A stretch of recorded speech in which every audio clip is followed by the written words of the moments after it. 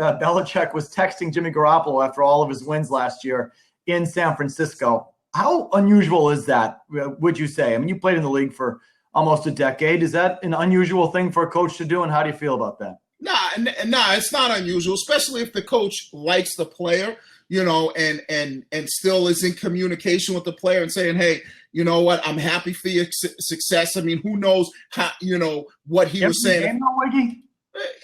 After Garoppolo's game? Yeah. Sure. Yeah. I mean, you have good relationships. I had great relationship with some of the coaches that I would witness, and I would text them, even though they weren't coaching me or we were in different places. If you have that type, and we all know that Bill liked Garoppolo and thought that he was not only a good player, but a good kid on and off the field. So, it's just him showing love. I remember Parcells showed me love when I saw him down in Dallas. Okay, showed you love by shaking your hand. Did he text you? I mean, there was a little stuff there, a little talking afterwards, but it was more than that. It was more than just, hey, good job.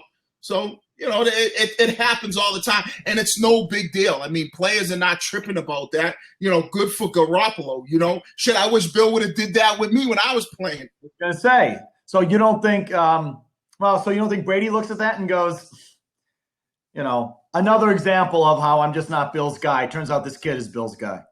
Yeah, I think Brady looks at that and says that. But at the end of the day, Brady knows, hey, listen, I'm the quarterback of the team, and this is my team. And we've seen it. And, they don't have to agree on everything. And we know they butt heads. But what are they doing on the field? And does it probably bother Brady? Yes, because like you said, they're still human beings. And yes, it would bother people.